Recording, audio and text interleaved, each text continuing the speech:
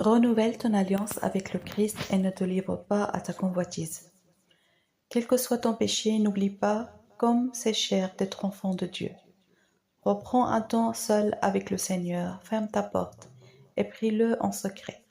Le but de Satan est de te noyer dans les préoccupations, de façon à te faire périr dans ton péché.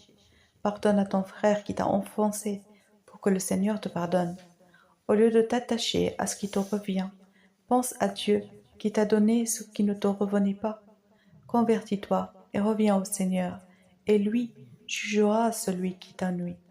Le Seigneur Jésus-Christ mettait en garde ses disciples, leur demandant de ne pas être confus par la démolition du temple, mais aussi d'être en garde contre les tromperies de l'ennemi maléfique qui nous ferait la guerre, sous l'apparence du Christ lui-même. Veillez à ce que personne ne vous séduise, car plusieurs viendront en mon nom, disant c'est moi, et y tromperont beaucoup de gens.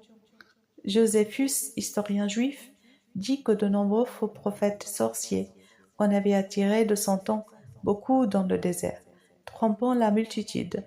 Certains d'entre eux étaient devenus fous, d'autres furent punis par Félix le gouverneur. Parmi eux se trouvait l'Égyptien qui a été mentionné par le prince lorsqu'il a dit à l'apôtre Paul « N'étais-tu pas l'Égyptien qui, avant ces jours-ci, s'est révolté et conduit 400 hommes de meurtriers dans le désert ?» Actes chapitre 21, 38. Si le Verbe de Dieu offre pratiquement tout l'amour pour attirer les âmes à lui, en vérité pour jouir de l'union avec Dieu, l'ennemi du bien capable d'apparaître sous toute forme, y compris en ange de lumière, en trompe beaucoup et égare les peuples en envoyant plusieurs faux prophètes qui prétendent la piété pour tromper les âmes, qui prétendent porter ou parler même parfois au nom de Dieu, au nom du Christ.